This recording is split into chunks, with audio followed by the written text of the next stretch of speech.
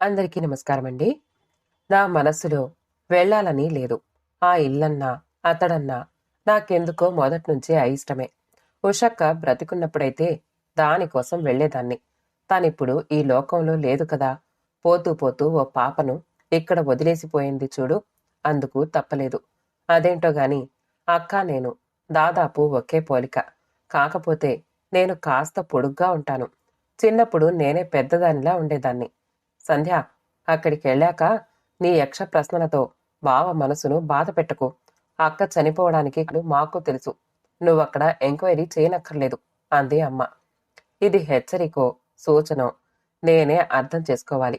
అలాగేనంటూ తల ఊపుతూ ముఖం మీద పడి అల్లరి చేస్తున్న ముంగురులను వెనక్కి తోశాను విసుగ్గా. అమ్మ మళ్ళీ తన ఆలోచనల్లో పడిపోయింది. ఆ ఆలోచనలేంటో నాకు తెలుసు. అది నా జీవితంలో ముడిపడి ఉన్న విషయం కాబట్టే నాకంత విసుగు. ఒక్కసారిగా సడన్ బ్రేక్తో ఆగింది బస్సు.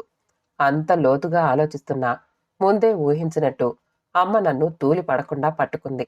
లేకపోతే నా నుదురు ముందు సీటుని బలంగా తాకేది. నిమిషం సేపు బస్సు మూలుగులతో, తిట్లతో, శాపనార్థాలతో నిండిపోయింది. కాని డ్రైవర్ ఏం చేస్తాడు? ఆ కుక్క ఆత్మహత్య చేసుకునేంత ఊపుతో అడ్డమొచ్చినప్పుడు అమ్మకు ఆడపిల్లలంటే చాలా ఇష్టం. ఇద్దరు అబ్బాయిలే కదా అనుకుని పెద్దమ్మ కూతుర్ని, అదే ఉషక్కని చిన్నప్పుడే తీసుకొచ్చిందట. ఆ కొన్నాళ్లకే నేను ఊడిపడ్డానట. తిరిగి ఇవ్వడం ఇష్టం లేక మమ్మల్ని ఇద్దరినీ సొంత అక్కా చెల్లెళ్లుగానే పెంచసాగింది. డిగ్రీ దాకా చదివిన అక్కకు పెళ్లి చేశారు. ఆయన పేరు రఘువంశీ. పెళ్లి చూపులకు వచ్చినప్పట్నుంచి అతడంటే నాకు అనుమానం పట్టుకుంది. పెళ్ళయింది. అక్క అతన్ని ఆకాశానికి ఎత్తేసింది. అబ్బా, ఎంత మంచోడో అంటూ. ఓసి వెర్రిదానా, నీకు అలాగే అనిపిస్తుంది గాని అతడు పెద్ద కిలాడిలా ఉన్నాడు అన్నాను. భర్తను అంత మాటంటే ఏ భార్య ఊరుకుంటుంది చెప్పండి? అందుకే వంశీ అంటే నీకు కుళ్ళు అంది ఈ రకంగా నన్ను ఓడిస్తూ. నాకు నవ్వాలో ఏడవాలో అర్థం కాలేదు. వాళ్ల అన్యోన్యతకు సాక్ష్యంగా అక్క నెల తప్పింది. పెళ్ళైన టైంలో వెళ్ళిన దాన్ని మళ్ళీ అప్పుడెళ్ళాను. అయినా ఏదో అనుమానం. బాగానే మాట్లాడతాడు. అక్క చెప్పినట్లు వింటాడు. అందరితో కలివిడిగా ఉంటాడు. నేను ఎగతాళి చేసినా పట్టించుకోడు. నా సిద్ధాంతం ఏమిటంటే అందంగా ఉన్న మగాళ్ళని నమ్మకూడదు. కాని ఉష నమ్మింది. పాప అచ్చు అతని పోలికలతో ఈ లోకాన్ని చూసింది. హాస్పిటల్లో మరో 4 రోజులు ఉండమని అతడు చెప్పినా వెళ్ళేందుకు దండగా అంటూ అక్క మా ఇంటికొచ్చింది. తొలి కాన్పు కదా. నెల గడిచిందో లేదో మా వారికి వంట చేత కాదు. ఎలా ఉంటున్నాడో ఏమో అంటూ వెళతానని పట్టుబట్టింది. నాకు తెలుసు అతడు మంచి వంటకాడని. అయినా అక్క చెప్పిన అబద్ధం నన్ను నవ్వించింది. ఏంటే నవ్వుతున్నావు? పెళ్ళైతే తెలుస్తుంది నీకు అంటూ నా తల మీద ఒకటిచ్చింది. వెళ్ళింది. అప్పుడు వెళ్ళాను తోడుగా. ఇల్లంతా ఎలాగో ఉంటుందని ఊహించుకుని వెళితే అక్క ఇంట్లో ఉన్నప్పుడు ఎలా ఉంటుందో ఇప్పుడు అలాగే ఉంది.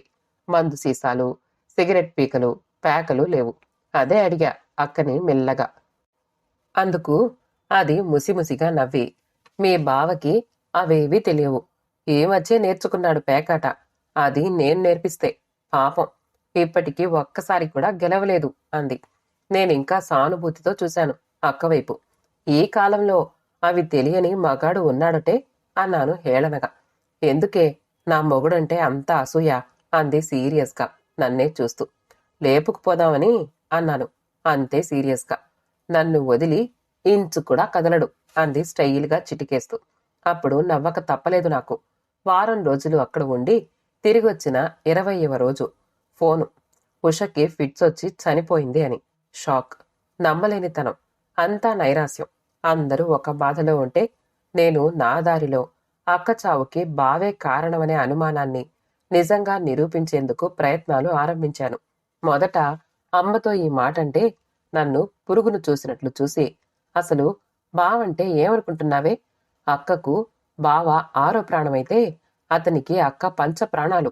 నాతో కనుక అన్నావు గాని బయటెక్కడైనా నోరు జారేవు, జాగ్రత్త అంది తిడుతున్నట్లుగా. ఇంట్లో బావకి ఇంత సీనుందా? ఆలోచనలో పడిపోయా. అక్కకు చిన్నప్పుడు కూడా ఫిట్స్ వచ్చేవట. నయమయ్యాయి అనుకుంటే ఇప్పుడు ఏకంగా ప్రాణాలే పోయాయి. ఆ టైంలో బావ ఇంట్లో లేడుట. వచ్చేసరికి పాప ఏడుస్తూ తను విలవిల్లాడుతూ వెంటనే హాస్పిటల్కి తీసుకుపోయినా దక్కలేదట. ఈ కథ నాకు నమ్మబుద్ధి కాలేదు. ఇంకా బావ మీద అయిష్టత పెరిగి అది తీవ్రమై కోపంగా మారింది. ఇంతలోనే అమ్మ ఒక బాంబు పేల్చింది. తల్లి లేని పిల్లల పాప ఎందుకు పెరగడం? నువ్వెలాగో ఉద్యోగం చేస్తున్నావు. బావని పెళ్లి చేసుకో. వేరెవరో వస్తే పాపను బాగా చూసుకుంటారో లేదో అని. బస్సు దిగి ఆటో మాట్లాడుకుని వెళ్లేసరికి పాపను తన ఛాతీ మీద పడుకోబెట్టుకుని ఏదో మాట్లాడుతున్నాడు. అమ్మకు కళ్లల్లో నీళ్లు నిండాయి ఆ దృశ్యం చూసి. మమ్మల్ని చూడగానే ఎదురుగా వచ్చి పాపను అమ్మ చేతికిచ్చి సామాను తను తీసుకున్నాడు. నా బ్యాగ్ కూడా తీసుకోబోతూ ఉండగా ఇవ్వకుండా నిర్లక్ష్యంగా లోనికెళ్లాను. మొదట్లో బావ వాళ్ళమ్మ కొన్నాళ్లుంది. ఉన్నది ఉండకుండా ఇలా ఎన్నాళ్లురా, ఈ పిల్లని ఎవరికో ఒకరికిచ్చేసి మళ్ళీ పెళ్లి చేసుకో అందట. కష్టం అనిపిస్తే నువ్వు వెళ్ళిపోవే అమ్మా అంటూ అదే రోజు పంపించేశాడట. ఇది జరిగాక కొన్నాళ్లకి నెలలో 10 రోజులే ఆఫీస్కి వెళ్తున్నాను. పని ఒత్తిడి ఎక్కువ అవుతోంది. ఏమీ అనుకోకుండా వచ్చి కొన్ని రోజులు ఉండగలరా అని ఫోన్లో అభ్యర్థించాడు. ఈ విషయం వినగానే అమ్మ నన్ను తీసుకుని బయలుదేరింది. ఎలాగో వేసవి సెలవులు, స్కూళ్ళు నడవవు కదా. చాలా మారిపోయాడు. ఆ నిగారింపు బుగ్గలు లేవు. ఆ చిలిపి కళ్ళు నల్లని వలయాలతో నున్నగా ఉండే గెడ్డం కాస్త గరుకుగా. పాపను చేతుల్లోకి తీసుకున్నాను. ముద్దుగా బొద్దుగా. అక్క చిన్న పెదాలు తప్ప అంతా అతడే. ముద్దు పెట్టుకోబోతున్నదల్లా టక్కున ఆగి వెనక్కి చూశాను. పాప పెదాలనే ముద్దాడాను. వేరే ఏ భాగమైనా అతడిదేనని. అలా వెళ్ళి ఇలా వచ్చాడు సరుకులతో. నేను బావతో మాట్లాడడం లేదు. నన్ను పెళ్లి చేసుకోవాలి అనుకోవడం అత్యాశ కాదా? సరే, అక్క చనిపోయింది. అయితే నన్ను చేసుకోవడం ఏమిటి? నా వ్యక్తిత్వాన్ని ఏమనుకుంటున్నాడు? అందుకే పలకరించినా పలకలేదు. ఏమనుకున్నాడు? ఊరుకున్నాడు. మొదటి 3 రోజులు ఉండబుద్ధి కాలేదు. పాపతో కాలక్షేపం, టీవీ చూడ్డం, అమ్మకు కాస్త సాయం చేయడం. ఓ రోజు బావ వాళ్ళమ్మ ఫోన్ చేస్తే అమ్మ మాట్లాడింది. ఇలాంటి రోగముందని మొదటే చెప్తే వద్దనేవాళ్ళం. ఎందుకు దాచిపెట్టి వాడికి అన్యాయం చేశారు అని ఏవేవో అందట. అనుకున్నట్లుగానే కట్నం ఇవ్వలేదన్న అలక కూడా ఉంది ఇంకా ఆమెలో. అదే విషయం అమ్మతో అన్నాను. ఆ డబ్బేదో వాళ్ల ముఖాన కొడితే అని. దానికి అమ్మ అంది, ఎన్నిసార్లు పంపినా వెంటనే తిరిగొచ్చింది. నేను సంపాదించగలను, మా వాళ్లకి సమాధానం చెప్పగలను అని అక్కతో ఉత్తరం రాసి మరీ పంపించేవాడు అంది. మరుసటి రోజు నుండి బావను కాస్త గమనించడం ఆరంభించాను. తన పనేదో తానే. నేను పక్క ఉన్నప్పుడే అక్కను గిల్లే ఆ అల్లరేది?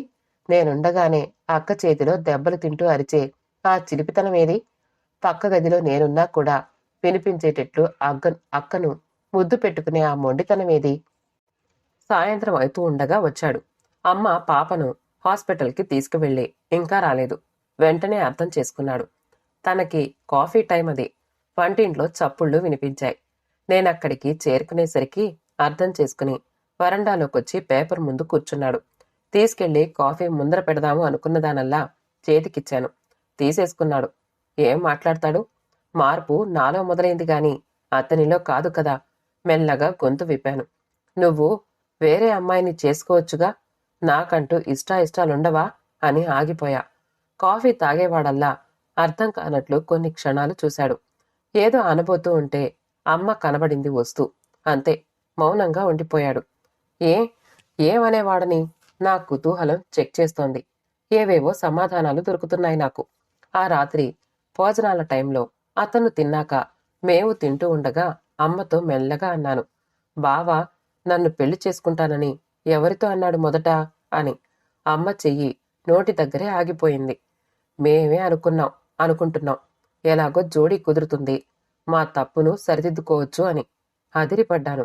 అంటే బావ నన్ను చేసుకుంటానని మీతో చెప్పలేదా? అది కాదే. అన్ని విధాలా బుద్ధిమంతుడు. మనం మొదటే జాగ్రత్తలు చెప్పుంటే అతనికి అన్యాయం జరిగేది కాదు. అందుకని నిన్నిద్దామని నాన్నే ఆలోచిస్తున్నారు. నాకు కూడా సరే అనిపిస్తోంది. ఏ లోటు రాకుండా చూసుకుంటాడు. అక్క కూతుర్ని నువ్వైతేనే సొంత కూతురిలా భావిస్తావు. వేరొకరు అనుకుంటారా? ఇంకా ఏదో చెప్తోంది. నాకేది వినపడ్డం లేదు. మెల్లగా చేయి కడిగి అక్కడి నుంచి లేచాను. నీకిష్టం లేకపోతే మేమేం చేస్తామే అంటూ అమ్మ కూడా చేయి కడుక్కుంది. ఎంత పని జరిగిపోయింది. తనని అతనే కోరుకున్నాడు అనుకుని బావను ఎంత అవమానపరిచింది, ఎలా అసహించుకుంది. ఉదయం నుండి ఎప్పుడు ఒంటరిగా దొరుకుతాడా, ఎప్పుడు సారీ చెప్దామా అని చూస్తే అసలు ఏదీ పట్టించుకోనట్లు తన పనిలో తానే. సెలవులు చివరికొచ్చాయి. పాపను చూడక ఉండడం కష్టమనే స్థితికొచ్చాను. వెళ్ళేటప్పుడు పాపను తీసుకుపోదాము అనుకున్నాను అమ్మతో. సరే అంది. బావ ఏమీ అనలేదప్పుడు. వెళ్లే ముందు రోజూ పాపతో మాట్లాడడం వల్ల ఉషతో మాట్లాడినట్లే ఉండేది. ఇక నాలో నేనే మాట్లాడుకోవాలి అన్నాడు. పాపను తీసుకుపోతామంటే ఎగిరి గంతేస్తాడు అనుకున్నా గాని దిగులు పడతాడు అనుకోలేదు. నా అంచనా తారుమారయ్యింది. ధైర్యం చేసి ఆ తొలచిన మనసును చూడ్డానికి జీవం లేని ఆ కళ్ళల్లోకి చూశాను. ఏ భావం లేదు. నన్నసలు లెక్కలోకి తీసుకోనట్టు. నా అహం దెబ్బ. ఇంటికొచ్చాం. కరెక్ట్‌గా 10 రోజుల తర్వాత ఇంటికి రమ్మని నాన్నతో ఫోన్ చేయించా. వచ్చాడు. నా ప్రతిపాదన విని మండిపడ్డాడు. నన్నేమనుకుంటున్నారు? అంతా మీ ఇష్టమేనా?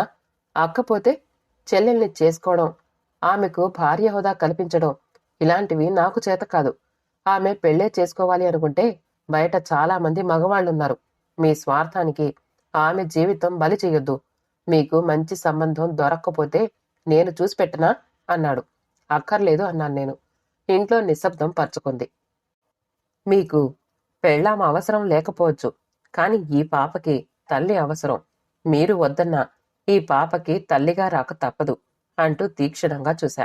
నా కోపానికి తను మౌనంగా మారాడు. మళ్ళీ నేనే, ఇదంతా వద్దనుకుంటే పాపని వదిలేయండి, మేం పెంచుకుంటాం అన్నాను. అంతే. లేచి నిలబడ్డాడు. పాప వైపు కొన్ని క్షణాలు చూసి గడప దాటాడు. అన్నయ్యలు ఆపబోతూ ఉంటే చకచక వెళ్ళిపోయాడు. అలా మాట్లాడడం ఏమిటి అని అందరూ తిట్టారు నన్ను. నాకు మాత్రం నవ్వొస్తోంది. ఎక్కడికి వెళతాడు? 2 నెలలు పాపతో గడిపినందుకే వెంట తెచ్చుకున్నాను. తను తండ్రి కదా, వదిలి ఉండలేడన్న ఆయన సెంటిమెంట్ నాకు తెలుసు. వారం రోజులకు ఒకరోజు తక్కువ, ఒకరోజు ఎక్కువ. నేను స్కూల్ నుండి వచ్చేసరికి ఇంట్లో ఉన్నాడు పాపనెత్తుకుని. ఉద్యోగం చేసేదానివి పాపని ఏం చూసుకుంటావు? నా పాపను నాకిచ్చేయ్, ఎలాగోలా పెంచుకుంటాను అన్నాడు. అందుకే ఈరోజు రిజైన్ చేసొచ్చాను అన్నాను నెమ్మదిగా. ఇంకేమీ మాట్లాడలేదు. బావే కాదు, ఇంట్లో వాళ్ళు కూడా. నా బ్యాగ్ సర్దుకుని పద అన్నాను. ఎక్కడికి అన్నాడు ఆశ్చర్యంగా. మనింటికి సమాధానం చెప్పాను. ఏ వేళంకొళంగా ఉందా? మళ్ళీ సీరియస్ అయ్యాడు. నేను మాట్లాడితే నిప్పులో ఉప్పేసినట్లేనని ఊరుకున్నాను. పావుగంట గడిచాక బైక్ స్టార్ట్ చేశాడు.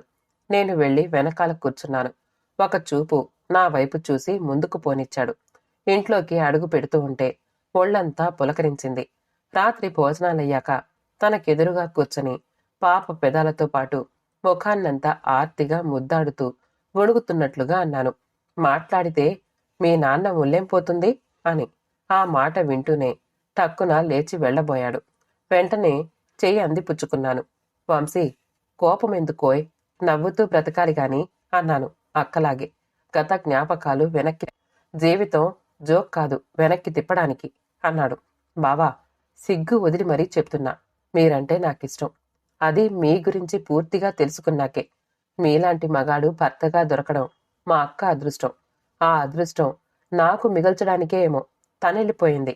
మీకు ఉషను కాకున్నా కనీసం సంధ్యగానైనా అంటూ ఆగాను. కన్నీళ్లు చెక్కిళ్లను ముద్దాడుతూ ఉంటే నాకే ఆశ్చర్యం అనిపించింది. నేను ఏడవడం ఏమిటి అని. అనవసరంగా జీవితాన్ని వ్యర్థం చేసుకోకు. ఈ జన్మకు సాధ్యం కాదు గాని పొద్దున ఇంటికెళ్ళిపో అంటూ నిర్దాక్షిణ్యంగా తన గదిలోకి వెళ్ళిపోయాడు పాపతో సహా. నేను ఒంటరిగా ఏకాకిలా. అంతలో పాప ఏడుపు తెరలు తెరలుగా క్షణక్షణానికి ఎక్కువవుతూ తలుపు తీసుకుని వరండాలో కొడిచారు. ఎంత సముదాయించినా పాప ఏడుపు ఆపడం లేదు. కాసేపు చూసి దగ్గరికెళ్ళి పాపను తీసుకున్నాను. పాప ఏడుపాపింది. పాప నిద్రలోకి జారుకుంది. ఉదయం తను ఆఫీస్కి వెళ్తూ, సంధ్య, నా కోసం నువ్వన్నీ కాదనుకుని వచ్చినప్పుడు నీకోసం నేను నన్ను కాదనుకుంటే తప్ప అడిగాడు. తప్పే, మీరంటే నేనే కదా అన్నాను. గడుసరి పిల్ల అంటూ ముక్కు పట్టి లాగి వెళ్ళాడు. నేను ఆ క్షణమే ఎప్పుడొస్తాడా అని ఎదురు చూడడం ఆరంభించా. శుభం. కథ సమాప్తమండి. కథ నచ్చితే లైక్ చేయండి, షేర్ చేయండి, సబ్స్క్రైబ్ చేసుకోండి. ఆల్ అనే బెల్ బటన్ని నొక్కండి. మళ్ళీ కలుద్దాం ఇంకో మంచి కథతో.